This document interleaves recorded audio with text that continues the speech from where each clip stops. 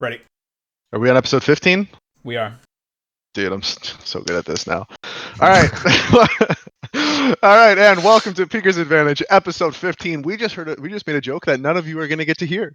It's only going to be for us, so get fucked. Peeker's Advantage, episode 15. We have Devilwalk on the show. Thank you for coming on, sort of last minute. We had some problems earlier today, but Devilwalk, of course, the man coming in, sort of a last minute guest. Thank you. We really appreciate it. So tell us about yourself. What are you doing right now? Like right now, what did you do today specifically? Today, I've only been playing this like a really bad pirate battle royale. Okay, what is it? Give us the name. It sounds like a really good time. No, it's actually a great time, but it's like kind of boring after we played like for a long, like too much. So it gets stale after a while. But it's called Maelstrom. It like recently got free to play, and I just been playing it on my off time. It's kind of interesting. How just spawning on a map and doing like ship battles. So yeah, it's really weird. Good for you. Sounds like a ton of fun. With the ship battle royale. With the right people. Yeah. Oh, of course. Any game's fun with the right people. 100%. Any game, if you have the right guys with you, you can make anything fun. You could play a dog shit game with the right people. Otherwise, I've been on break today, so I haven't done really that much. We had a tough week with a lot of officials, so it's been a lot for us. So yeah, just took the time to chillax a bit. All right, good. Also, I forgot to mention this. Corey's just running a little bit late, and we've got some time constraint issues. We can go max for an hour and a half today. So because of that, we decided to just start the show early because Corey's running late, and he'll just smash his way in here real quick to sort of smash esports his way. Yeah, exactly. He'll just smash the house. We'll smash right the house esports his way. straight into the call at some point in the next 10 or 15 minutes. So he has the power. He does. No, he'll come in and completely take over the call as soon as he gets in here. Yeah, he can't be contained in my frames here. He's trying to burst his way out of the overlay. Right. So we're gonna go all the way back. Devilwalk. We're gonna talk about you for a little bit before we get into some current events, of course. We're gonna go all the way back to the first CS major. Way back. You were playing, of course, for Fnatic, the first ever major. Now I have a question because I wasn't in the pro scene at the time. I was in the semi-pro scene over here in North America. And what was it like when Valve actually announced, like, hey, this is going to be a major now. There's going to be stickers. There's going to be all these new things that nobody had any clue these things were going to happen. I know Corey has some stories from back then, but like from your point of view, how did it feel when like all of a sudden it was like, wow, there's way more prize money now. Valve is getting involved. How did that feel for you guys at the time? I mean, to be honest, like when we were playing, CS was like kind of dead, but nobody really understood why, because obviously it was like most people wouldn't want to let like 1.6 go, and I think also part of it was all of the conflict between the scenes, like 1.6 versus Source was like a huge issue early on. People just being toxic to each other because they played another game, basically. That's pretty much, yeah. And I think it wasn't that interesting in the beginning, and also the game was not even close to what it is today, like mechanically and everything, and the nades, and there was a lot of new stuff that people just thought were bad. So I think it had like a really, really bad start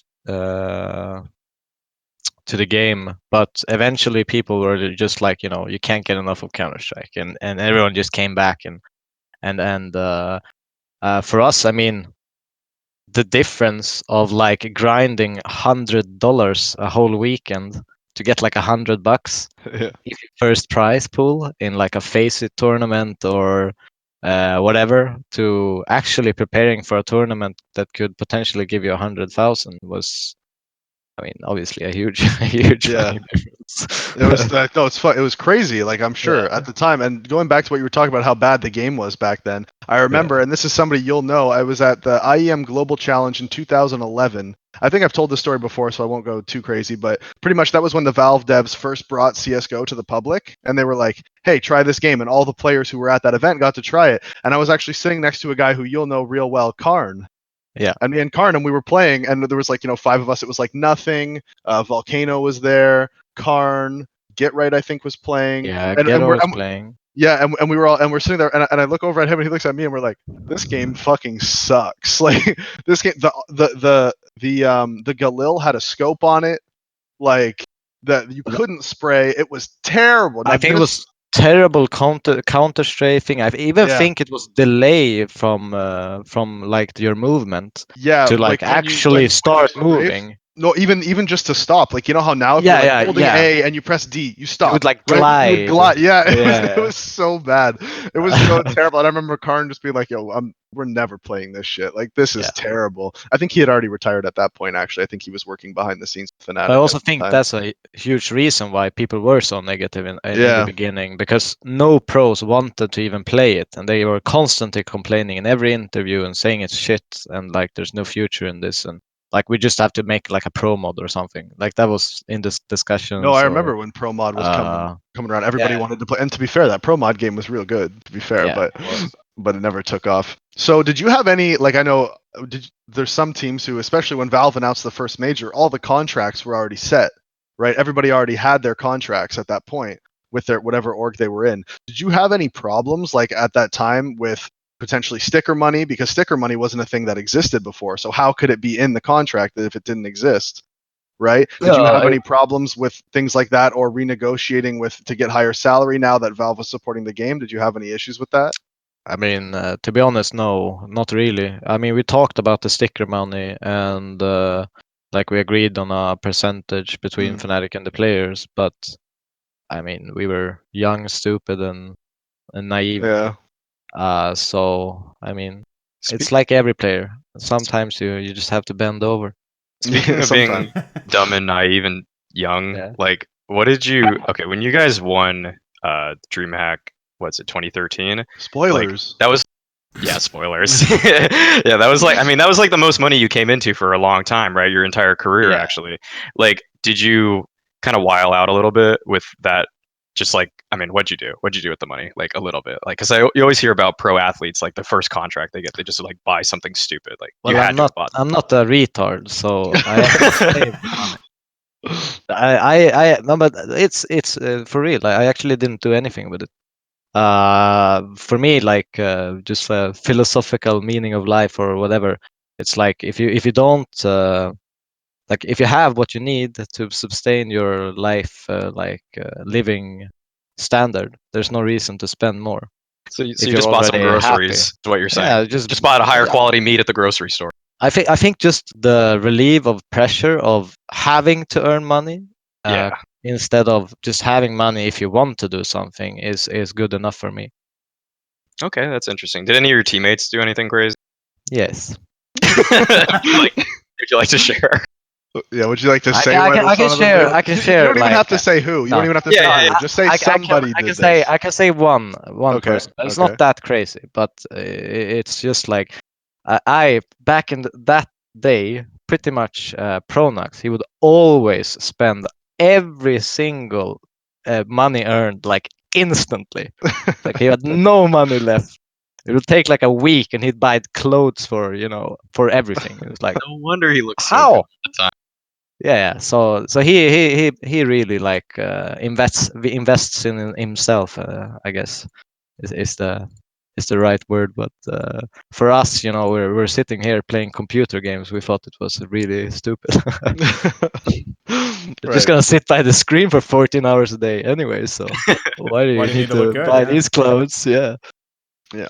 All right. So after that, of course, the team sort of started to break up. I think, you and Schneider were removed. Were you guys removed sort of around the same time? Or no, this is my decision, by the way. It's sorry. So you left the team.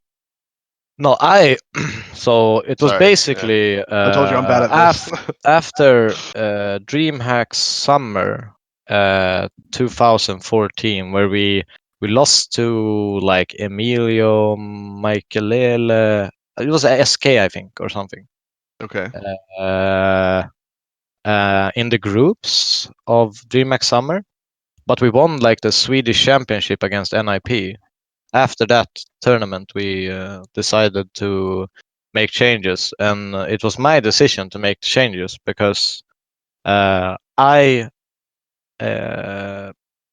personally thought the biggest problem we had was that JW, Schneider, and Flasha are all like really like trolly, funny guys, but it was more like me and Pronax were more serious in that sense. Even though I'm not the most serious dude in the world, but as you might know, Davey. Yeah, I do. No, I know. But like in the game, we were extremely serious. But when like the majority of people are like kind of playing around, they kind of get the power and you can't really follow like a consistent line of improvement. I thought that was our biggest issue back then. Not that any of the players were bad or were performing on a bad level or that we didn't like anyone. It was never that. That was never the case. So I said that I think that we should remove Schneider and I think we should remove me to JW. And I then brought it up in a meeting with Karn and told him that we just have to pick up Olaf Meister. He's too good to be left out from the like top tier scene or the teams that, because if we don't pick him up now, then NIP will. Like that's just the. You could just see that he was going to be an Yeah. incredible player, and you wanted to be the one to get him. Yeah. What tipped you off that Olaf was that good? Because everyone knew that he was that good, like from the first day of CSGO. But he always wanted to play with Dennis. So they were like kind of a package deal in the beginning.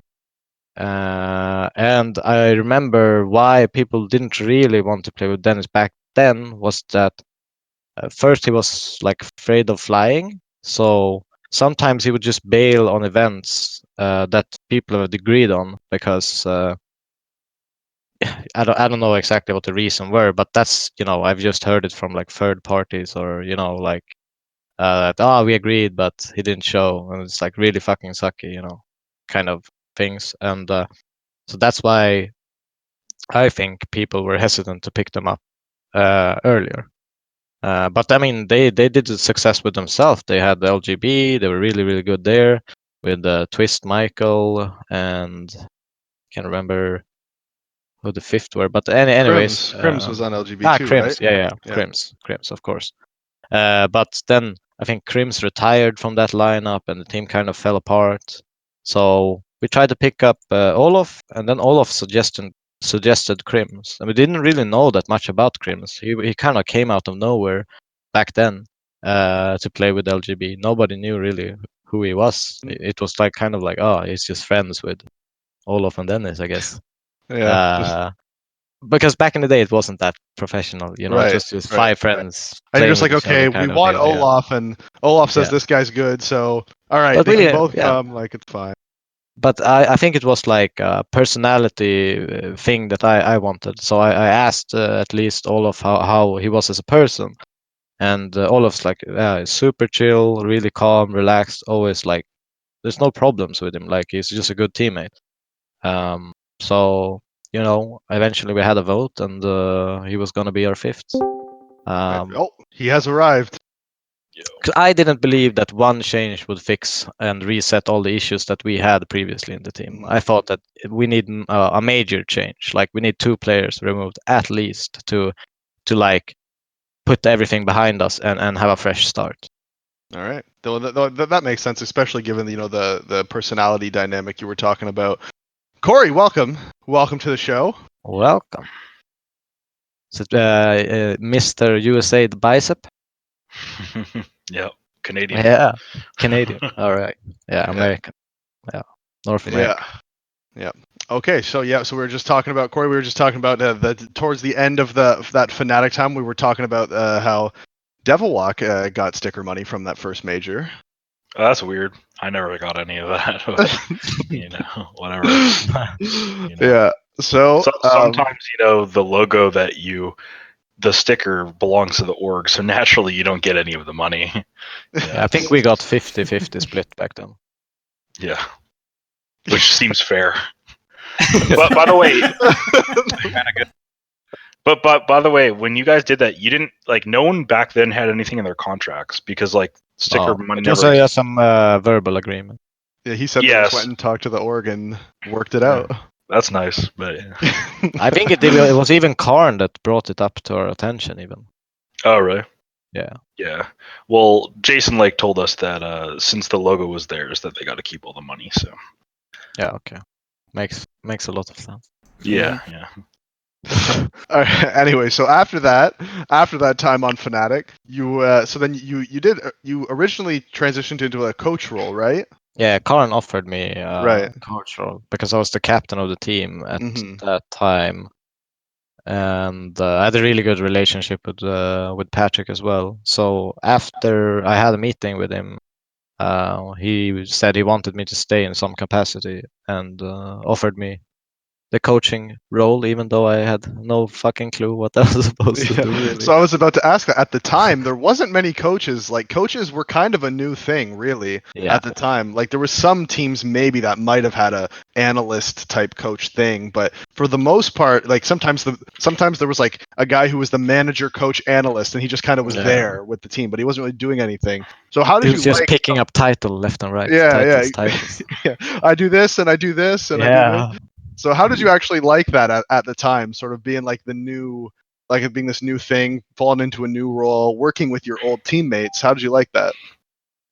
I thought it was extremely hard. Not only was I probably the least experienced player on that team in terms of competitive Counter-Strike, then being put in a coach role, telling your friends and people that probably know that I probably know more than him currently, to tell them what's important and how to do stuff and like get them to understand things in a sense even I thought was extremely difficult.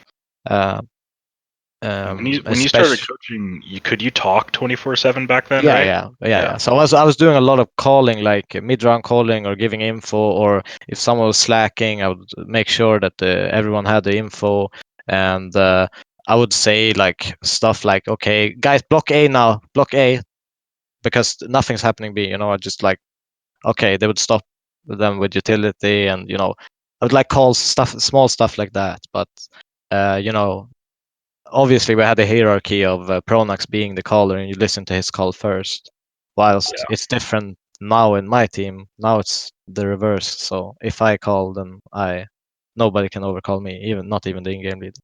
Just because coaches don't get enough credit consistently. What's one time you had a really good call that you like remember, probably saved around, that you thought was important? Do you have any stories like that? I mean, usually we were known for in Fnatic when I took pauses that we always won the round after. Okay. I mean, I specifically remember getting a lot of credit in the it was like the Pantamera tournament where Kenny S were just like beasting like that best of 3 against us. I remember we were losing like 5 or 6 rounds in a row. They were like up 15-11 or something on cash, or 15-12 ish. I have a vague memory, but something like this. And and I think I called like 3 rounds in a row, and we made the comeback and eventually won that map. And we'd win like super cleanly. And I remember Pronax after the tournament would say like, "I think that you are the MVP of this tournament. Like, we would never have won if you didn't make those calls." So I was really happy about that. It's probably one of the more proud moments I had. That's really cool to hear. Yeah. No, it's always good when the in-game leader gives the coach like a lot of credit, because especially historically, I've almost felt there's been times on my teams anyway where it feels like it's almost like the coach against the in-game leader, like where there's been that relationship where the coach and the in-game leader don't get along. How important is that, where like the coach and the in-game leader are on the same wavelength? And even if they're not, even if they have disagreements, do you think it's important that maybe they settle those disagreements privately and don't show that to the rest of the team? I honestly am a big believer of that the coach and the in-game leader should have a lot of disagreements. Mhm. You should definitely respect each other, but we all have to remember there's no perfect way to play Counter-Strike. There's no vision that is always going to be better than the other, or like there's different ways to play Counter-Strike. And I think it's important to maybe even have a coach that thinks of things very differently, so that you have a better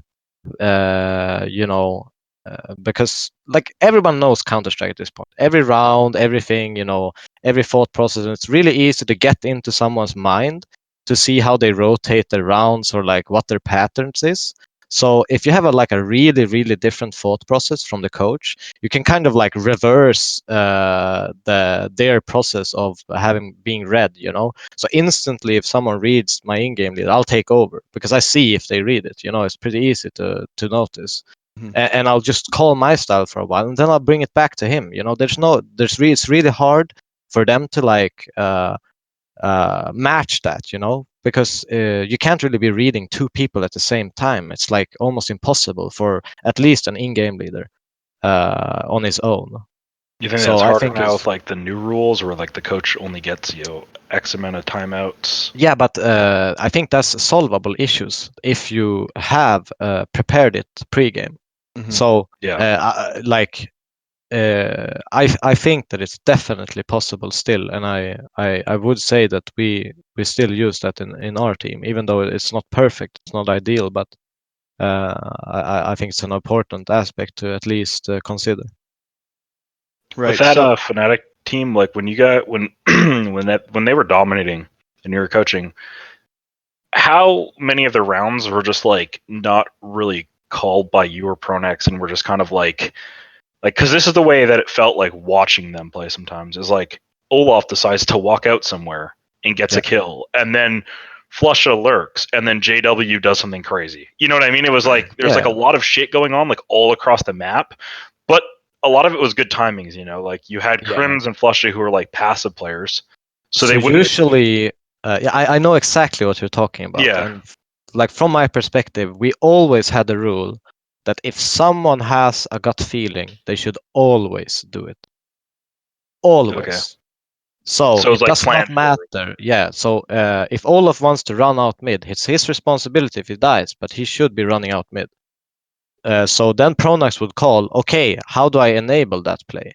Okay, let's put a lot of pressure on long, so he only gets the dual, maybe B slope, because the rotation has to stay long, or something like this, so that we would enable each other's gut feeling constantly, and from there get the picks, and then fall back and kind of group up to a more executable play. That makes sense. So, it's just like from watching from the outside, you can't really ever get that. Like it's one of those things where it's like there might be mini plans, there might be like a rhyme, or like it looks really weird, but there's like always a reason behind it. Yeah. So after that was over, then I don't know if you decided to step down as coach or if you were eventually removed as the coach. But I know you decided you left, okay, of course. And so I know then you decided to come and play in North America. You joined the Luminosity team with, obviously Steve was the owner of the team at the time. What made you decide to do that? I don't know. I missed having like, I felt really stressed, and like that was probably the start of my like being feeling overworked.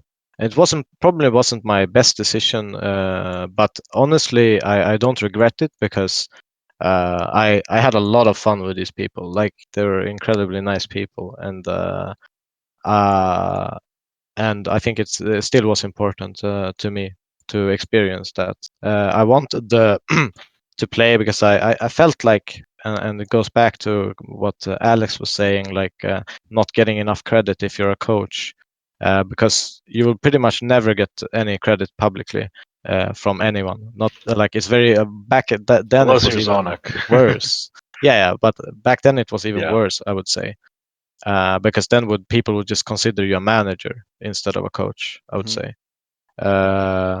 So I think I just wanted to get back to something that I really enjoyed doing, and I didn't like do by chance, and it was my choice doing it because I kind of like just stayed for staying sake, not like I love the guys and the teams, but I still wanted to play, and that's what I realized. But maybe it was too late after the years I didn't. So when you came over here, you obviously, you were playing with North American players. I might be wrong on this team, but I know Lex and Anger were on the team, and then it was you and it was Pitt, Jacob, and who was the fifth on the team at that time? It was Upper Peter. PTR was on the team? Yeah. Oh, interesting. I didn't even remember that. Yeah, Okay. PTR was on the team. Okay, so that team, and then of course as that team, you guys were actually pretty dominant in North America online, anyways, specifically, where you guys were always like the second or third best team. There was always the Cloud9 that was always the number one, but you guys were second or third, and then you guys would go to the LANs and you guys would bomb out every time. Why do you think that was? Like, Well, if there was anything that you can remember from that time that you were like, no, if we just would have changed I this, we could have done remember. this. I think that probably our best player in the team was Anger. Mm-hmm. Definitely, like 100%.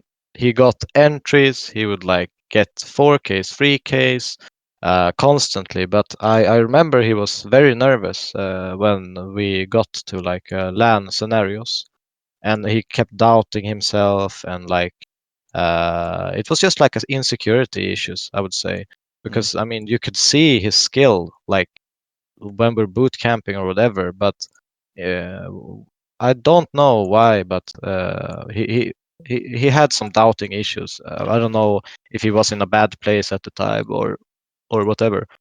But I would say that it's not his fault because I don't think that he like was that terrible on LAN, but he definitely wasn't as consistent as he was on online, and the huge numbers he would pull up online never really showed on LAN. So do you have like a favorite like from this time? Because obviously, everybody who knows like Lex is a fun guy, PTR is a fun guy, Anger, these are all fun guys, right? So do you have like like one memory from going to those events with them where you're like, fuck, that was so funny? Like that, like what's that one story you got that's just a killer from that time? I am really bad at this. I'm No, really bad I don't at this. blame you. I am too. I'm really putting pressure on you here. But I honestly, we were laughing and having fun all the fucking time. Like, if it would be like messing with the, Steve Maida or like the owner or like trolling him or, because he can get really fucking angry like Oh, Steve. yeah. Like you can get a real good reaction from him. So I just love the trolling him, obviously. Being me, and making him mad and stuff like this, I thought was really funny. But every night we would play like Rocket League, we would drink, we would like, it was just like all the time a good time, and I really appreciated the time that we had together because it was fun as hell. Yep. But I don't remember like specifics. It's usually like people remind me of what happened, and Right. I'm yeah. That was sick as hell. Yeah, we'll have to get Lex at some point we'll have to Yeah. get him to jog your memory. Do you still talk to any of them at all, like consistently, or no? This is a weird thing. I don't like to talk on chats. Like I don't like if I'm on TeamSpeak with someone, sure, Yeah. but I don't talk in like You don't Steam like chat or typing? anything. No, I Yeah. don't like it. I think it's very Fair enough. like unpersonal. Yeah. So what do you think of Pitt? We're kind of like moving a little bit here, but like him, Yeah. because he obviously had that time in NIP after the LG stuff. I think there was a little bit of time in the middle, and then he got his shot on NIP, and I didn't think he played poorly, but for whatever reason, it didn't work out for him there. And he hasn't really done anything since then. I haven't talked to him at all. Do you know like what's sort of going on with him or why that may have happened? I think I don't know. I think it was kind of like really harsh on him because, as you said, I don't think he played bad like either. He was forced into an AWP role as a rifler, and I think he was playing a lot better than I thought, because I would always tell him he's the worst AWPer in our team. No, I thought he did well. Yeah, I thought he did sick too. I mean, I still remember that 1v5 or whatever when he had a P250, no armor, on like Dust Too Short, where he did like this fucking sickest. It's one of the sickest highlights in CS:GO all time, I think, personally. Yeah, he was great. I don't know what he's doing now either. I know he's lost a ton of weight and he goes to the gym a lot, but I don't know what he's doing. I think he plays with because I follow him on Instagram, so he hasn't been playing with them recently. Japaleno? Yeah, because I've been doing some of their like MDL games and their qualifier games on my stream, and he hasn't been playing. So yeah, I have no clue. Let's see their last He's match. on Lil Mix. No, he did. Yes, he did. Last match he did play. When was that? HLTV. They've brought in DJL. Yeah, It's DJL. Wolfie, Peron, Quicks, pyth.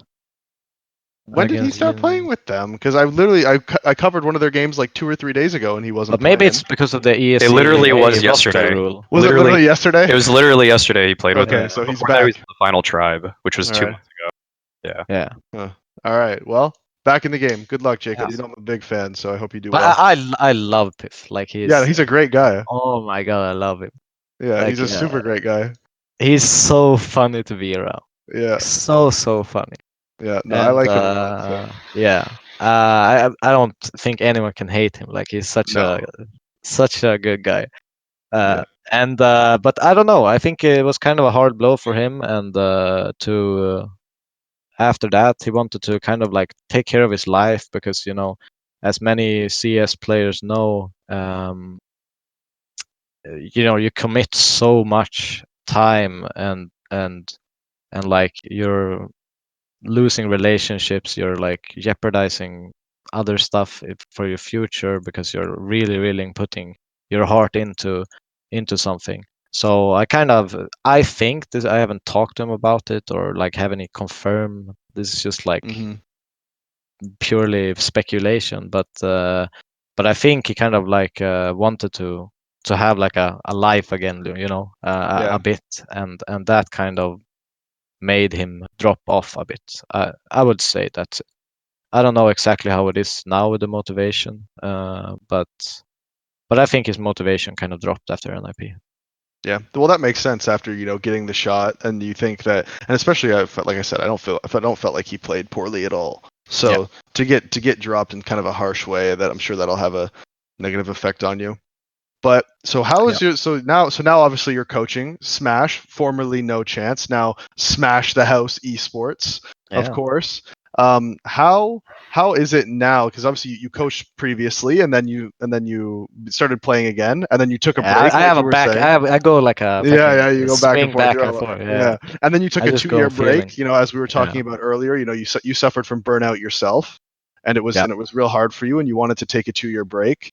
And so you had that break. I'm sure you enjoyed yourself. Then you decide to come back, and you want to go back to coaching again.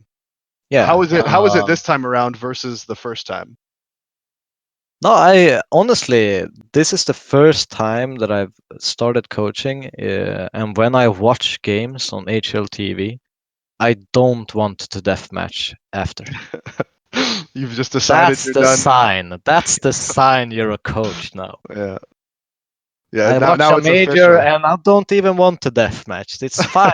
No, I enjoy the game. I can leave, and that's, I think that's the difference this time. I don't constantly have that urge to start playing again.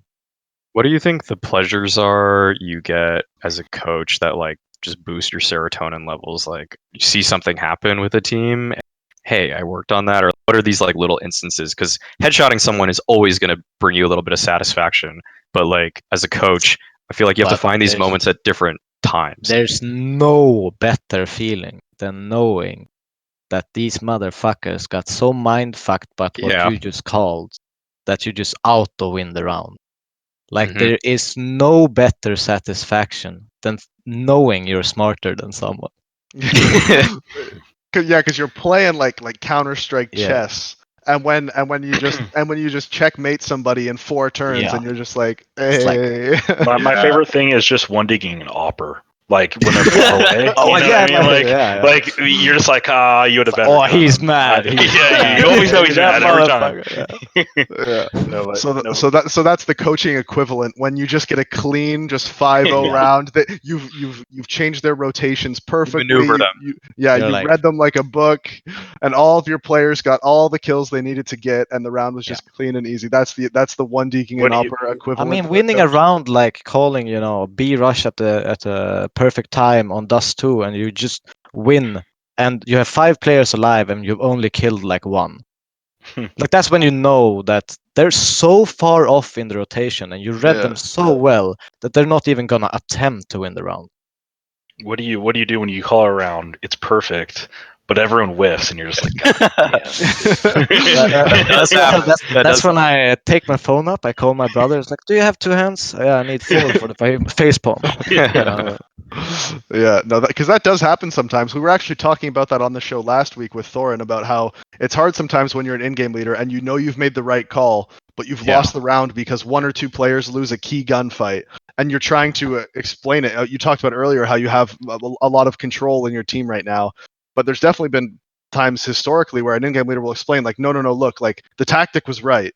We did everything right up until this point when you missed your shot. You need to hit that shot next time, and we win this round.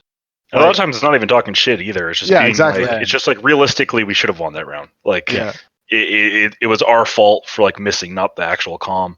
Like because players, people don't realize some players are really good, but they're really dumb. Like there's some players that are like super skilled. They understand the game perfectly, but they don't understand. Yeah, I think the majority of Counter-Strike players are like that.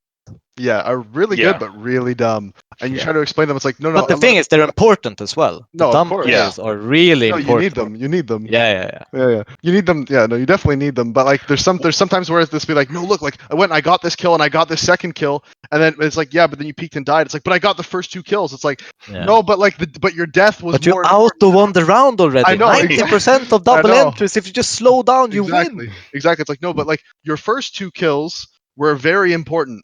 But your death is more important to the other team. Like now, you dying has now put the other team in a better position than you otherwise would have been. It happened last night. I was the Peekers Advantage team was playing in MDL. It happened last night. It was on Inferno. I'm giving a specific scenario. I'm not going to say whose name it is. I'm just going to say player 1, player 2.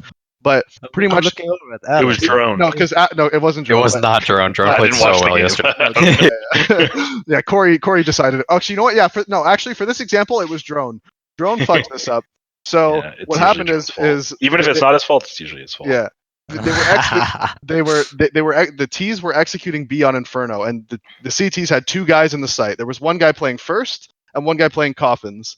And the guy playing first got a kill. When he got the kill, the guy Coffins peeked and got a second kill. So now it's 5-on-3, and the T's are coming into the site. The guy first gets traded. The guy Coffins peeks again and then dies. And now it's 3 versus 3 post plant. That's where players like Naf are really good, because like Naf will always fall back and just take control of like the. Not he won't even hold coffins, he'll just dip out into the actual destruction. If have ruins, they can retake. Exactly. Yeah. If they lose ruins control, you're done. Which doesn't matter. Exactly what happened. That coffins guy died. A terrorist pushed up into ruins, killed the rotator, round over. It's like all Drone has to do is fall back into ruins and just hold that. And then it's a 4 versus 3 retake. You have utility, you have kits, you can win the round. Yeah, but Davey, sometimes you're feeling it. Okay, sometimes you're feeling it. Yeah, if you're feeling it, you're feeling it. There's nothing you can do. There's a problem if you're feeling it all the time, though. It was Drone. There's some players that I've played with that are just like, oh yeah, but I should have killed them. I was like, maybe you can always kill them. You can always do. If you would have killed him every time, you would have always won. Yeah. No, whenever people ask me like, what should I do to get better? Just never miss. If you never miss, you will be so good. So when you coach a team and someone talks back to you, like whether they like are being condescending, do you ever just hit them with like, "Yeah, but I won a major though"? No, I do. I actually do. I do this. My Michael, can you join me in the room below? Yeah, you know what's funny? We actually did that as a meme for a little bit too on Splyce for a while when we picked up our new players, and it was just me and Arya that were in the team speak, and everybody else who was in there was like new. Like we had Machine Gun and Asilian and Crucial, and then every now and then so they would be arguing, and Arya well, just Machine Gun didn't even know what you were saying. No, fair enough. Machine Gun didn't know what we were saying, but Yeah. like Arya would we would be arguing, like Arya and Asilian would be arguing about something, and we had a channel in the team speak that just said players with stickers, and Arya would just drag us both into it just to troll Asilian. It was so fucking funny. It was so funny. That is kind of funny. Yeah. Yeah, so Yeah.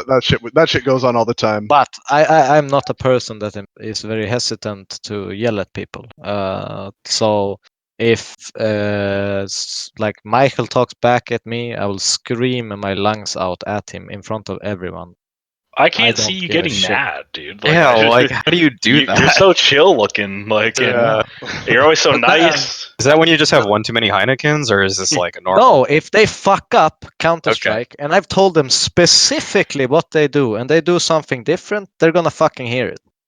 Yeah, it is different when people make like a questionable play that is like mid-round. You know, because Yeah. you could be like, It's they can make fine a making a case. mistake, but if you've Yeah. told someone what to do and they do something complete like reverse, like I don't have time to tell you why. Just do it, and then I can tell everyone else what they're gonna do, and the round will like I don't have time. Yeah, he might push short and do this, so you have to like I don't have that shit. Like I don't. Nobody has that time. You either trust my call or you don't. So if I'm making a call, either you say abort from the start because you're not going to listen to it, or you follow it. Like that's it. No, There's I do no agree. middle ground. I've always told people, I was like, sometimes you're feeling it and you want to make a play on yourself. Tell me you want to do that. Yeah. Then. Be so that Exactly. because if everyone's holding a default and you just go and die, nothing looks dumber because like it's one dude working up Ivy on train while one dude's holding outside T mid and outside box hall, and it's like he dies, you can't even do anything off of it. Like he could tell you all 5 players are Ivy and you'd win the round, You but pretty like much you ruined can't move. everyone else's plays. Like they can't make a play anymore because But- if they lose the entry then in that play, then you've auto lost the round. Yeah, exactly. But if he tells you, "Yo, this round I'm gonna walk up Ivy quick," you could be with 2 guys in team mid or like people down ladder, like ready to like. So he calls, "Oh, they double peek me Ivy." Well, there's maybe one Z and then maybe one bomb train. Yeah, you can swing out. You at least have a chance, like to. Yeah. But I've always found Totally that to agree. be the thing that a lot of players don't understand is your play, whether it works or not. Like even if, like, say he gets the kill Ivy. If no one's in position, then he just got a kill, and yeah, that's good. But like, you still can't do anything off of it. So it's You always have to be ready to punish like the CT's reaction to your play. If you're pushing aggressive Ivy, like you can literally take one step out of T-con and you would see the alley guys because they would never peek close box. They would always peek far wall because that's when they have the advantage to peek. Yeah. So you would see 2 people in a line ready to kill them, right? If they're aggressive alley. So like, but being just aggressive alley is bad because it's the most risky, probably push you can do on. I think it's less risky to just strafe out E-box on train, to be honest. Yeah, no, probably I agree. is. Actually, There's I more like angles that to angle. look at, but I like that angle better. Like it feels more favorable for me when I do that. But also, like you say, like it's like even if you get a pick, right? Versus like Doesn't medium really teams, give anything. Yeah, if you get a pick versus a medium tier 2, 3 team, you'll probably win. But when you play versus Strawless and stuff, you don't. A 5v4 is not guaranteed. Like they will be 4 on yard if you go yard. Yeah, exactly. Anyways, like it's going to be the same defense because they're so good at the rotations and blocking, like sites at the right timing. They're going like to use nade utility to delay you. Like good. it's not free. So on your team right now, we're gonna have to move on pretty soon because there's so many roster moves to talk about. There's so much shit going on right now, and we only have about. I don't even know every roster move. I think. Yeah. Don't worry. I'll tell you. Don't worry. It's all good. I got it all up right here. I'm ready to go. But God, I lost my train of thought. Oh yeah. So your team. So on your team right now, which player do you think is like the most that the community would find the most surprising? Like where they have like one quality that people don't know about, and you're like, actually, this player is really good at this, and people don't know about it. Who do you think there's like the one guy on your team where you can think of something right now? But I definitely going to say Sen. Okay. No matter what, because I believe that, like, to me, he actually reminds me a bit of Flusha, and it's Yeah. crazy to say because he's so good in lurk scenarios. He can entry, he can call, he can op, and it's like he's so good at supporting and knowing what position he needs to take to support his teammates. And it's incredibly rare to see that Hmm. that you kind of have a good basic of everything. Like it's so rare to see. It's just a natural feeling for the game and how to like Yeah. place yourself into whatever situation you find yourself in. Yeah, because I never thought that Flusha's aim was very impressive. I never thought, and I don't think that DS's aim is like super impressive either. It's just how he utilizes it in the moments. Like, if you take like I don't know how much soccer you watch. I watch a lot. These two don't, but I do. So if you remember like Van Persie as a striker in both Yeah, Man United I'm an Arsenal and fan, so I and remember. Arsenal, See. yeah. So like I never really thought that Van Persie was like extremely good at anything but his striking, but his positioning and how he would use all of his abilities and capabilities, he would use them to the max. Like he has a really good shot and good timing on when to hit the ball, but he was always in the right position. Like he would always make the right runs. He's not super fast. He's not super technical. Like he's just like good all around kind of player. But the way he like uses each ability at the right time, I think that's what's so impressive about Jesse and Sen, and that's the comparison I would use. Perfect. Perfect. That makes sense to me. Well, There's it's a lot of people don't get in Counter Strike. You don't really need a one shot everyone they see. You just need to have No, a good spray and have good timings. Because most of kills at top level CS are just body kills. Like it's not just people flying in yeah, and one tapping. It's and a lot of trading too. Like it's like mid rotation kills where you have the advantage. They're flashed, or like you have to kill them quickly. And even if you die, if you go for the tap, you'll do no damage to them if you miss. If you go for the yeah, body, at least your teammate can trade. they'll do 70, 80 damage and die, Yeah, and then it's such an easy trade. You just yeah, kind of crab spray into them and they're dead. But I have one question. So you played with all the Fnatic guys. You played against Nip and stuff. And right now, Swedish CS kind of at its lowest point, probably yeah. ever. I think. I agree. What do you think those teams need to do? Like Nip added Twist recently because Get Right quit, which I think people had been wanting to see for about forever. Yeah. But in my opinion, I feel like Twist's peak is kind of gone. Like he should have joined them like 3 years ago when he was insane. And like, and I'm not saying he's bad, but he was No, like no. insane 3 years ago, and now he's Yeah. like good, but he's not. He's not as like dominating as he was. I mean, like I don't know. He could maybe bring it back, but what do you think? Like the raw? Do you think they should merge players?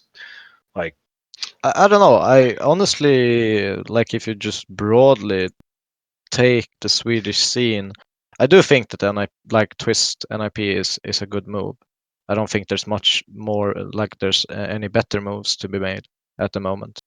I don't think they would have been more successful with a gold than taking over in game leading. They need an AWP. Twist can AWP. Puts less pressure on Forest. You have Rest rifling. Lekro is calling. Plovsky is really good as well, talent wise. So I do think that this lineup finally, for the first time, like 4 years, NIP's actual roles make more sense than they previously did. Because I always thought of Plopsky, Getright, and Lekro kind of playing the same type of Counter Strike, whilst like Forrest never really got to play his real role in a way because he had always like had to switch back and forth between AWPing, rifling, and this stuff. he's more of a hybrid. I feel like he's more of like do what he's feeling. Like he's feeling up, he'll up. You know, you just. I think it's more his teammates pushing him to do these things. Oh, really? Like yeah, because Forrest is like a really humble guy who would never like take space. He like if there's space, he takes it, but he would never like take it from someone else. I don't know. I Um, saw him take something from Corey once at an after party. It's true. We were really? at an after party in Montreal, and Corey had a lanyard, and he was spinning it in circles, and Forrest decided he didn't like that anymore, so he literally he took it right out of Corey's hand and threw it outside of like the building because we were like up on like a balcony, and he just like, dude, I swear it was one of the, it was so What? funny. I swear we were just standing there, and Corey was like spinning this lanyard around his hand, and Forrest reaches over, goes, "Enough of that shit," and takes it and throws it off of the balcony. Yeah. And I remember Corey just looked at him, and Forrest just looked at Corey, and Corey was just like, okay, like, All right, man, like, yeah, all right. Then I started sure. working out, you know. Yeah, and then Corey started working out. So People stopped taking things so from that us. could never happen again. Can't So let you're that never happen bullied twice. by Forrest. Forrest is the reason Corey is how he is now. Yep. Yeah. It's all his fault. Alright. But I think though, to go back to the point of like finally they have like role wise, I think that it actually fits the team. I think the biggest problem with Swedish Counter-Strike has been roles, and that they've constantly brought people in that are really really good at a specific role, but then get put into another role, and it doesn't work. And it's like same. The entire Like Swedish I scene. think the same will happen to FaZe with the roster move they did. I don't think it makes sense role wise. No, FaZe at New York right now, Nico is in-game leading and opping. I'm just like, Nico, what are you doing, man? Like, you were like the best rifle. You were at one point in time, you were the best rifler in the world, and now you're the in-game leader opper. Like, what are you doing, man? So Well, not yeah, much that's anymore. where They just got banged out. they did. Yeah, they just went 0-2 in the groups. Coldzera was statistically the worst player at the event, apparently, which is, of course, super early days, but he's not going to like having that on his record. That's for sure. So what do we think about this new FaZe lineup then? Of course, you alluded to it there. They have Brokey now. They have Brokey. They have Cold. Alex, how do you think this team is going to play? Like, who do you think eventually they're going to change who the opera is? Like, what's going to happen here? I think it's unreasonable. People still don't learn of history. You Yeah. don't take 5-star players and make it work. It has never worked. Why would it work now? I didn't follow the phase of the tournament, but I thought Brokey was supposed to op. Brokey did.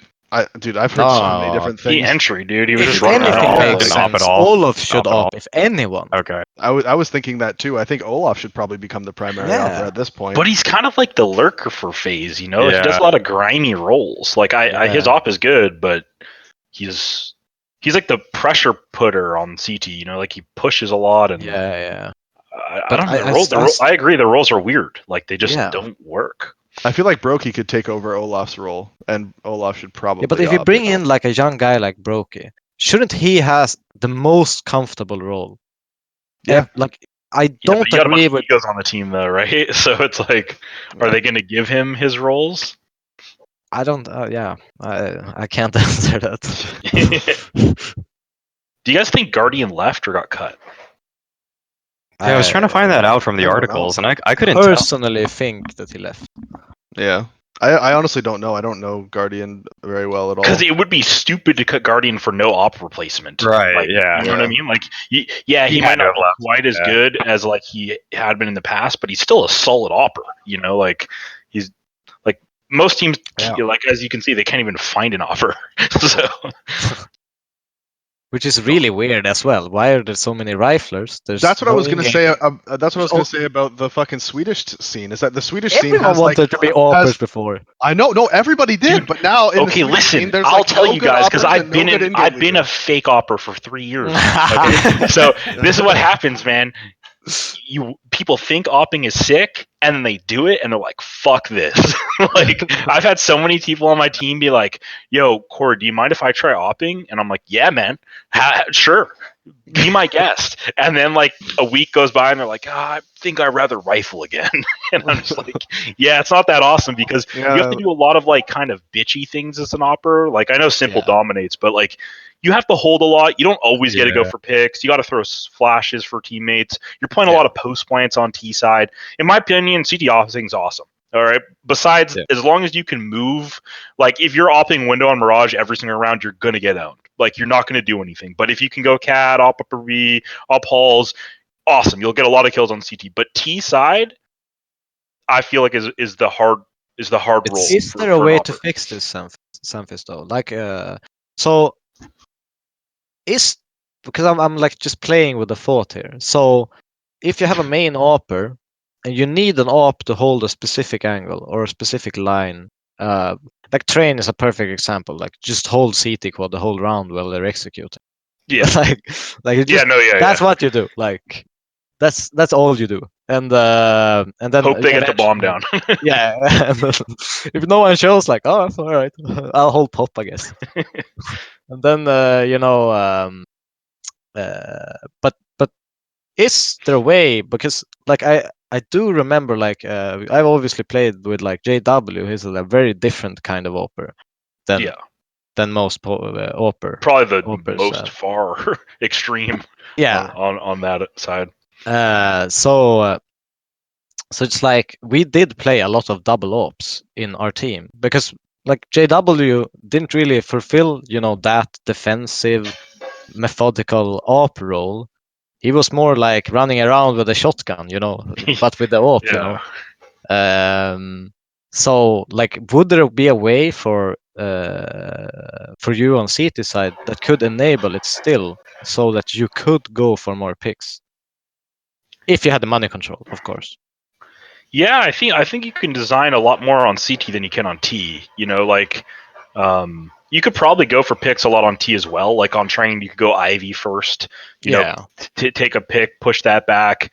You could get boosted on that pallet in mid. I can see if you get, but most of those are just kind of like hoping they fuck up. I was about to say, I think the biggest difference That's on true. T side is on CT side, they almost have to come to you, and you're a lot safer. Where you're like, take a shot, fall back, take a shot, fall back. On T side, you have to try to use some sort of nades to get into a good spot, and then hope that they give you a kill. And if they don't, then you have to take more risks. You have to hope they repeat you a lot. Yeah, but too. If you, I do understand this, and I do agree, but isn't that a problem of predictability rather than the op not being efficient? Because yes, it could be. No, I agree. I think it just gets hard because then the strats are so. It's really hard as a caller to call a strat if the op is doing crazy shit. You know what I mean? Because like if the op's doing crazy stuff and he dies, then you lose your opper, and then your strat that you wanted to do doesn't necessarily work. Although if you played a looser play style, I could definitely see an opper having way more impact, especially doing kind of what you say. Especially because on most strats, the opper usually, if you're doing some sort of execute, the opper's usually throwing a bunch of nades because you want the riflers running in first, and the opper is holding the rotations on most maps. Yeah, so because if your opper goes no trade potential, right, with the exactly. So if the opper goes for a crazy pick early on and dies, then you usually, a lot of the time, you can't even fall back to some set play you have because the opper was throwing half the nades. So it makes it real hard. That was my biggest issue with ops wanting to go for picks. Like whenever I had played with an opper, they'd like want to get picks, and I was like, man, I don't want to nerf you and just make you hold the angles all the time, but at the same time, like we do need to run some sort of defaults into strats, and I can't let you die on these rounds. Like I said, going Ivy on Train is fairly safe, I think. Like if you die there, props to the CT for opping you. Like in my opinion. It's actually a hard op duel for CT. Yeah, exactly. So most of the time they'll just back off and throw smoke at you, and that's a win in my opinion. You got utility out of them. The offer falls back to team mid, and then you decide what you want to do. But yeah, that was my biggest issue, and then obviously I was calling a lot of time. I was opping too, so like that's why I always said, like, you're calling and you're like thinking, looking at radar, and someone peeks you, and you're like, fuck, it's the most frustrating thing ever, because like it's such an easy kill, like, and you just miss it because you were like either looking at radar or like someone asked you questions like, wait, do you want me to throw this smoke? And I'm like, yeah, of course. And then you die and you're like double mad, like you should have known that. I also died because of you, so you're like just super tilted. No, dude, I remember one time in practice, I remember something happened where somebody, actually, I think this was before a game. This might have been before a match when we were scrimming, or it might have just been in practice.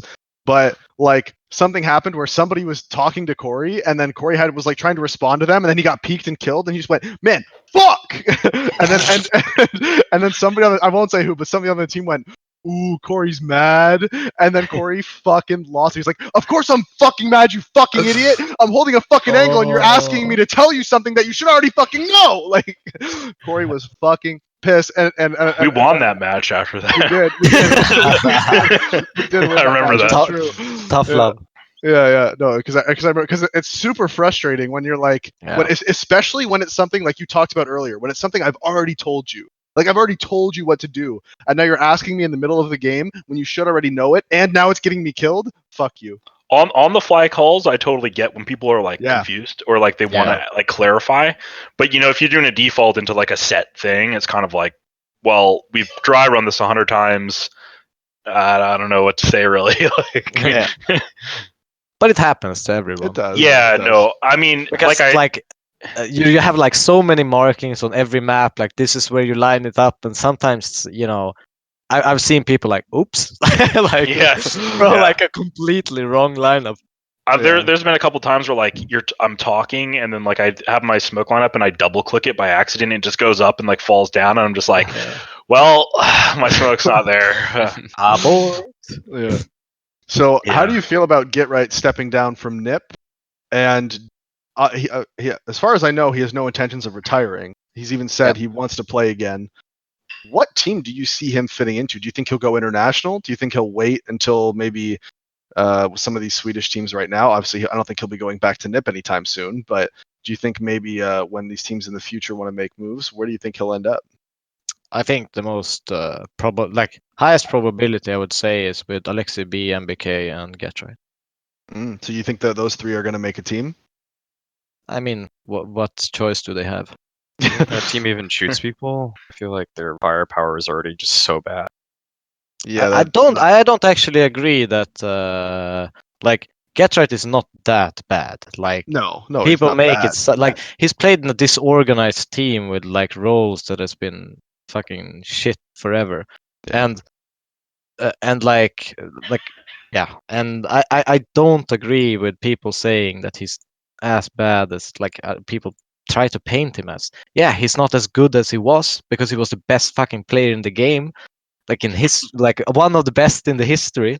Yeah. But he's not bad. Like no, he's not bad. But I definitely think if you're gonna team with those three, they definitely lack firepower though. Yeah. Like between those three, like they're not bad. They're not bad, but they're definitely lacking firepower. That team's gonna be hanging around like I honestly 30th think to 40th. Alexi B's firepower is actually quite good. Yeah. For being in English. I think it's underrated, but I don't think it's good. Yeah. Yeah, they would definitely need to pick up some bigger players. But I hadn't even heard that rumor yet. But I guess that makes sense. No, that's just my. It's not even a rumor. It's just what I think. Oh, okay.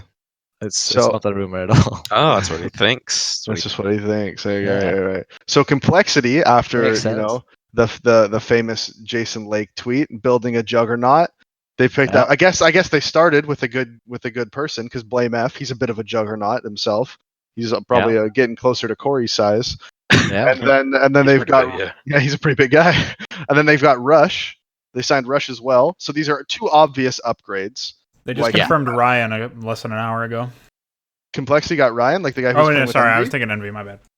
Oh no, I'm not thinking. Yeah, no, I know. Yeah, Envy signed Ryan, but no, not Envy. This is Complexity. They've got Blame F and Rush. Obviously that's two upgrades, almost no matter what. Yeah. I don't necessarily think that's making them a tier 1 team. No, yet. I feel a little underwhelmed by this roster move so far. Well, it definitely improves the team, and Rush is a big name in the North American scene. Blame F is an in-game leader, which is something that they needed. And he's a good fragger. And he's a good fragger. You guys think they're just going to become Cloud9 2.0 though? Because like when Cloud9 was just pulling in all these European talents, well, obviously there's only one so far that we've seen announced, but like I feel like there's a tendency for that to happen for North American teams that are trying to like spend money and get. I think it's also like that the European players usually don't really know that much about NA players for some reason. Like it's usually North Americans, they can watch EU CS, but NA CS is when like everyone's sleeping. Yeah, that's true. On EU. So like it's really hard to know who is good as a European player, like coming to NA, unless you like actually spend time there. But I would guess they would want to like start a project ASAP, or it's already started. Which goes into what I was saying earlier is that all European players know Rush, and they know Rush as a major winner. Played for Cloud9, played for Optic. He's won tournaments. He's a winner. He hasn't played great recently in the most recent Cloud9, but even regardless of that, he's still a winner, right? So if you're trying to attract tier 1, tier 2 European players, having Rush on your books, that's like a big signing to have. Just having a guy with that pedigree on your books could be enough to convince players to come over. So I don't actually know what teams he's played for or why he hasn't performed lately, but I do want to point out that Rush is an entry fragger, and it doesn't matter if you're playing with shit people or good people, your stats will usually be the same. Yep. Yeah, well, it was just the most recent version of Cloud9 when they were making all those roster changes and playing with stand-ins and not having it was just a fucking mess over there. And, but I don't know. But before that, I think Complexity needs a couple things. Like, all right, Blame F is an upgrade for a caller, and he can frag. Yeah. Rush needs to step up. Realistically, of the players on the team, Corey, like obviously you're going to go into it like they need a couple things. What players on the team would you keep? Like while you're going through this, what players on that team would you keep? While you're going through your steps here. Have they confirmed which 5 they're keeping? No, they haven't confirmed anything. You have to keep only the signings. You have to keep Shazam just because you need an opper. So that's like I think one of the only guarantees, but the other 3 are a little more expendable. Def. Wouldn't you keep Obo? Yeah, but you would keep Obo just because you can't give up on a young player instantly. It's business. Like that's true though. Keeping Obo is business. You can't just throw a talent away like that. It's impossible. Oh yeah. He will stay. Yeah. I would be surprised if he didn't. Yeah, you got to keep your opper, but I also think Shazam needs to step up versus better teams. Like I feel like he's really good versus like the tier 2s, but he kind of falls off versus like the good teams. And then if you look at like Sick has been kind of underperforming and Rush has been underperforming, but they're both good. You know what I mean? Like they're skill wise, they're good. So if they could like both get back to like their true level or like their old level, they probably have a pretty good lineup. I just think it really comes down to those two. So you think Def is the odd man out? I would think so. He's been on the roster for the longest. Yeah. He kind of hasn't really done much. Not necessarily that's his fault, but he hasn't been good, but hasn't been bad, right? Or he's been like solid. He's been he's been like consistent there. Yeah. And Obo just needs time. He probably needs like a year and a half. Like realistically, like young players need at least a year. Like people expect these guys to join teams and like dominate. It doesn't work like that usually. Like that's usually the time. Yeah, they got to learn like how top players play. Think about how long it took Twists. You know, like now he's one of the best players in the world, but he played 2 years. 2 years. 2 years it took him playing on Misfits, first TSM, then Misfits, playing with the in-game leaders. You know, Sean Gares, FNS. Like these are some of the top in-game leaders in the North American scene, and it took him 2 years to develop into the player he is now. Like these players, guys, I've said this many times on many past shows, live streams, everything. Don't put too much pressure on Obo. Don't make Obo the savior of complexity. It's not his job. No, definitely it's not his job. Don't put too much pressure on the kid. You'll ruin him. If people in the NA scene who are fans of the NA scene want Obo to succeed, don't put too much pressure on him. You'll ruin him. I promise. Imagine you when you were 16. I know. Dude, I remember what it was like. I was the 18, 19-year-old on Splyce who everyone was saying was like, "Oh, you're so much better than your team. You should go join better teams. You should go do this. You should go do this." And it inflates your ego like crazy. Yeah. It makes you think you're so much better than you are, and then you have a couple bad games, and then everybody jumps on your back, and you're a fucking kid, and you have no clue. People mistake potential for talent or like actual skill sometimes. Where like like. People like Brolan, he's super important for Fnatic. Why? Because he has at least 10 years left to play. Like people have to see it. People they value like obviously Obo as a talent because he can be like a fucking like really good player for a long time. Like Forrest, who like he's played professionally since he was like 15. He's been like the best player. Since 2004, right? Like, so that's got to be. Imagine, creating the next Forrest. That is what like business people see, or like the teams. Like they have to keep him, right? Because if there's even the slightest potential, even if it's 0.2%, he becomes like the next Forrest. You have to keep him, right? Yep. Like 0.2 is a little low, but yeah. Yeah, but you know what I mean. Yeah. I know what you mean. I get you. This wasn't like the number that I gave. Wasn't literal. Yeah, it was obviously not. Yeah, even if it's like 10%. In 10 chance. Personally, I think they'll make even one more move. I think they'll bring in one more person. I think Sick and Def will both go. And I think if they can get an Opper who's better than Shazam, I think they'll actually remove Shazam and probably keep Def if they can do that. Like if there's an Opper available who they think is better than Shazam, I think they'll make that move. I don't necessarily think that will happen though. I think like you were saying, I think Shazam's going to stay. I think Obo's going to stay. But I think Sick and Def are both going to end up being gone by the time they're done with this. What Oppers are available in North American scene? In North America, North America, it's pretty much just Is it Wardell? Yeah. JDM. And Wardell. Is he better than Shazam? Or I'm not Okay, sure. so I heard a lot of hype. There's a but little bit. So there's a couple things here that go on. So as far as just mechanics go, if you were just going to put one guy versus one guy, who do you think at the end of this game is going to have a better score? You'd bet on Wardell. Wardell's going to have a better score at the end of the game.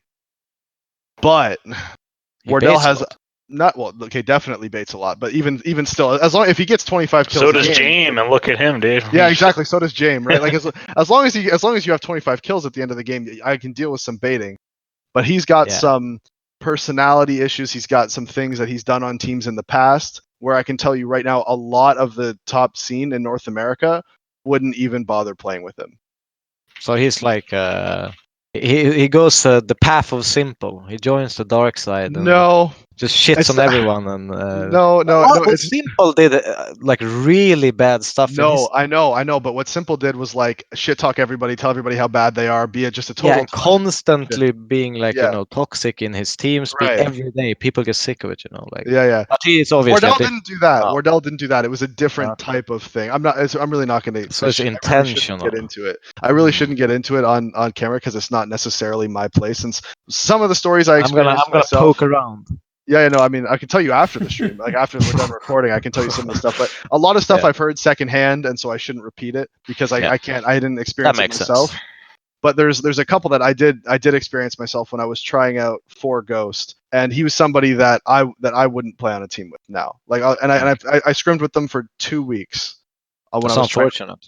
It is. Like it's like Keo almost in a way. But he's like a nice guy. Like he's a nice guy outside of the game. Like he really is. Like just to like talk to, like he's not toxic like Simple, but there's just or like Simple was. Sorry, dude. I'm telling you, man, it's fine if Simple's toxic, man. You just drop him ops and just mute his team speak, Davey. Exactly. Just let him be.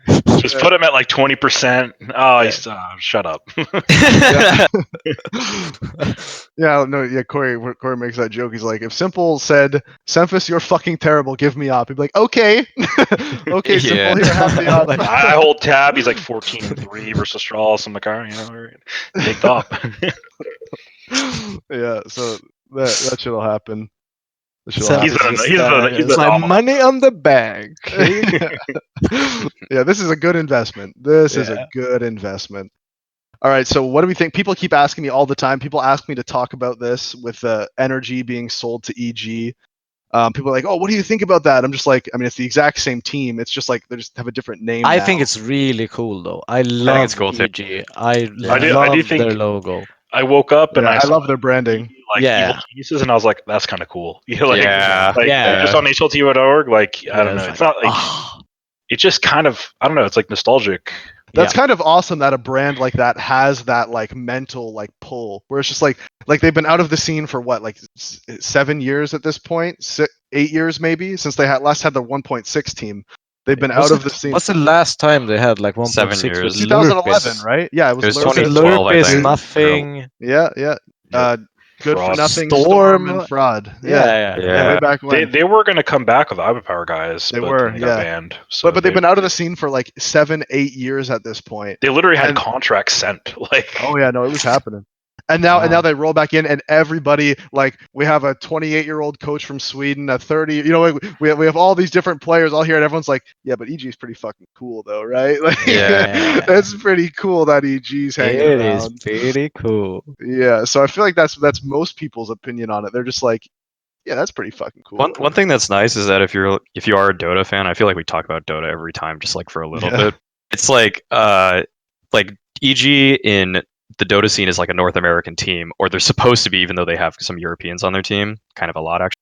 But now, if you're an EG, esports, if you're a fan of EG Dota, which I am, now I can like be like, you know what? I'm just gonna be. I was kind of between teams a little bit in North America for just a second there, but now I'm just, you know, because I'm already a Dota fan of EG. Now I'm just gonna be a CS fan of EG. That's just me picking now. That makes sense. I mean, if I was in North America, I'd probably share for EG as well. I just love their brand. I watched a lot of their like StarCraft players play. You know, I obviously watched Dota. I watched the TI and stuff like that. Oh. So you know, like EG, especially in like StarCraft, like I watched a shit ton of that, and I Also- watched Hydra, you know, In Control, and all of these like amazing players play the game, and it was really really nice to see them come back. One great thing EG did as an org also is that they've been supporting PPMD, the Super Smash Bros. Melee player, for like hella long, and he was going through like treatments, and like he had mental health issues, he had like health issues in general, and they kept supporting him for like the whole time, and he's still like under contract with them, and it's just like I respect them so much as an org for doing that, even though they were getting nothing. This guy wasn't going to tournaments, he wasn't streaming, but they were just supporting him, and now it's like on top of that, like now they have a CS team. Like I just can't not root for this org right now. Yeah. Like and their teams. Kind of a You steal think they got him this for though. org's- That the you price suck was this not org's too high. dick because it kind of seems like it. Well, how do we know how much the price was? Did that come 3 out? mil. Yeah, It was I heard 3 3. 3 mils actually. That is actually a steal, to be honest. I remember Mo. I was That's talking. low, actually. Yeah. That's dude. No, I remember talking If with Mo. Blame F costs 500,000 and they get Yeah. that for free. Yeah. Yeah, I remember on a live stream I was talking with Mo, and Mo was saying that like there's no way like Liquid is worth like the millions of dollars. Like no one would pay millions for Liquid, and I was just like, dude. I was like, dude. People would crazy. somebody would pay 15 sure. million for Liquid. Like Yeah. you know what I mean? Like you're not Yeah. going to get Liquid for less than 10 million. You couldn't buy Liquid right now for less than 10 million. There's no chance. No, not with the Marvel deal and everything. Like Yeah, they there's would just never no. release lot it.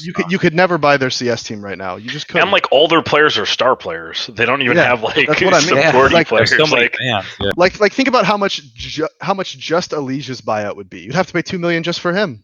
Like you know it's the same thing with Simple. Same thing. Like they're on that level as far as the buyouts Yeah, go. but I also think that guys have to remember that Americans are always worth more to sponsors than European. Absolutely. Right, So which is why this EG the prices will be a bit inflated compared Absolutely. to skill. Like yeah, in no, my totally. No, totally because Why- because it's because of the American consumer buys more than a European one. Americans spend more money. That's why. I do Alex. spend a lot of money. Yeah, I do. Yeah, spend- Americans spend more money on shit. It's the same thing when we're looking at sponsors, Alex. Like right now, even for Peaker's Advantage, we have our Yeah. agent who's working on getting sponsors for us and all that stuff. And they always want to see the analytics. And fortunately for us, we have 40-something% of our viewer base is North American between the age of 18 and 35, which is perfect for that's me. sponsors. That's me. I'm Yeah, spending. that's- I'm spending money. No, Okay. that's why that is the Americans best. are always worth more. Yeah. Yeah. So, because they And just also, spend I think more money. marketing. They listen to marketing more Yeah. than the average. So he's saying you're around the dumber and world. you spend more money, Alex. That's what he said. I didn't say that. That's your I words. David. agree. I Yeah, agree. That's Yeah, your so- words. Yeah. So IEM New or the whatever it is, it's probably not IEM. What is it? ESL One. ESL One New York is going on right now. I'm in the 1.6 mode in my head now, but Yeah. ESL New York is going on right now. EG did just top Group B. They did just beat Astralis in the best. That's of three, making actually it to the impressive to semifinals. top it. Very impressive. And Liquid, I think, will be right. Well, right now G2 topped it. versus And NA the other NA side. Power. NA Power. Yeah, Liquid and EG both topping their groups. G2 is playing ENCE right now. It's tied 1-1. Third map overpass. But who do you guys? So before this tournament started, I said that I think Liquid's going to win it. I think the major was kind of a fluke post player break. I thought Liquid was going to come back and win it. I don't think Astralis is going to be able to keep up their form. So far, I've been almost right. So hopefully, they keep going along that route for my sake. But who's? I don't know how much of you guys watched the tournament so far. Corey, I know you've been super busy. Alex, you've been super busy. Devilwalk, have you watched this tournament much? Well, it started yesterday, right? Yeah. And we were playing officials like all day yesterday. So Okay. we've kind of like tabbed in and out between games. Oh, they won, or right, kind of like that deal. But I saw FaZe pick New, which I was surprised. Didn't work for him. Didn't Yeah, work. and then played Vertigo. And then they Yeah. yeah. I wouldn't have picked a nuke against EG. They're but, hiding their strats. They're hiding their Yeah, I strats. think so. It has to be a 5,000 IQ play. Yeah. It is somewhere weird though there. because Cole didn't even like play Nuke for the entire time it's even been out. Like, Yeah, he Yeah. never played on a team that played nuke. And I don't But think anyways- FaZe played that much nuke before.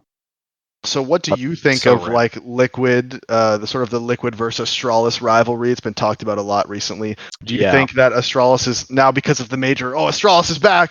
Best team ever again! Or do you think Liquid is going to find their form again and keep going on the form that they had going into the player break? I don't think Or do it's you think gonna EG be is gonna take either over? way. No, I don't think it's gonna go either way. I don't think this is like. I think it's so super open. I think it's tournament to tournament based. I think it's gonna be back and forth the entire like For the rest of the year? for the rest of the year, and there's not gonna be like a solidified like number one. It's gonna be back and forth, and it's gonna continue until something happens, like around maybe March next year. I would say, where we get some more stability. Because this year has been crazy. There's a lot of roster moves in the top, even right now. We even have Avangar as the third best team in the world, which is crazy to me. Like Placeholder. it's legit insane. But there's a lot of teams. I mean, even Furia is ranked 16. You have like Fnatic at 24th, and they're gonna come in with their new roster. Fnatic Like will be a there's top 10 team. lot of stuff happening at the same time, and it's still very competitive. So I'm ready for next year. I think it's gonna be a lot more random, even this tournament. So who's going to win New York? I think it's just like a coin flip, but I'd give. I'd say EG. I'll go for the EG. You think I'll go EG is going to win it? train. Okay, Let's Corey, go what do you EG. think? uh, I'll go with Astralis still, but I think like they didn't lose that badly today. Like, No, it was real like close. it was close. They can learn from it. They're still the smartest team here. I don't know. I don't think they're like super favorites or anything. I just think they can win Yeah. it. EG is looking really solid. Like I feel like Cirque's playing better with Stanislaw calling. I don't know if it's just like a motivation confidence thing or if like he's being utilized better, you know. But a looser play style probably benefits an opper more than like, you know, having to throw nades. You know, with Stanislaw, I feel like you get a little bit more freedom to kind of to make your plays. So I think him playing better is like, and man, Breeze has just been insane forever. Like Breeze has been That's insane true. for like 2 years, dude. He's like slightly behind Elige, like in terms of consistency. He's better than Twist and Naf. Like, I feel like no one ever talks about him either. Like yeah, I don't no, know. he's just there owning. He doesn't. He's He doesn't. there. He doesn't have that like people. He doesn't do interviews. He doesn't like. He's not super flashy. He's almost like Yeah. what Crims used to be at his peak. You know what I mean? Mm. Where he's just like he's Yeah. just there. He gets every easy kill, never misses. Like he doesn't miss shots. But he also lurks on T side and he like Yeah. never dies. Like ever. He never ever dies. He like goes B on overpass, he goes like halls on Inferno, and he always walks up. People try to gam. Nah. doesn't work. They just die every time. So All right, Alex, plays who do you think's gonna plays win? a pretty hard role. Like people don't understand. Like that role's not easy anymore. That used to be the Yeah. easiest role. Like now I think it's actually one of the harder ones. People I gotta, predict you so well nowadays. Exactly. It's like I really have to just give it to Liquid because what's impressive about them this time around is that at the major, it felt like the only person that was showing up to matches was Elige consistently. This time around, like Naf's the top performer at this tournament. I think Nitro's in the top like 10 or something. Twist is in the top 10. Elige is actually, I think, their worst performer right now statistically, and that like for them to go through the group stage, or I think I guess they lost one map to G2, but like other than that, like that just bodes really well for them. Whereas before it was a very top heavy fragging, like centric, Elige centric kind of team. Now it's more spread across the block just evenly, and it's like that's just something you got to look at and just be a little afraid of if you're any other team that everyone's firing on the Liquid cylinders that they're used to. All right, well, we have to wrap this up, but Devilwalk, to end the show, as always, Okay. you've obviously gone to many events in your time. You've traveled all over the place. What is one travel story you have where you just remember it as like this was the worst day? This traveling to an event, coming back from an event. You said you live all the way up in the north of Sweden, so I'm assuming it's not that fun to get there. What was all the travels you've had? What was one where you remember as, man, fuck, that sucked? Like that was the worst. I feel like there's been so many because when normally when I fly, I have to like wait 4 or 5 hours and then take the next flight. Mhm. So like I'll take an hour flight and then I'll do the normal flight. Yeah. But this is actually it's really hard. Obviously, the trip to Australia as a smoker, like early in my Fnatic career, doing like a PR event in Australia. So nice And withdrawals. I obviously don't think about this. I'm like, oh, I'm going to Australia. It's like, and I'm sitting in the plane. It just smells like fucking farts. The whole plane, and you're sitting there sweating because you're like nicotine, like withdrawal. Like the whole flight, you're staring at like a seat for like what feels like 3 hours, and you look at the clock and it's 30 seconds.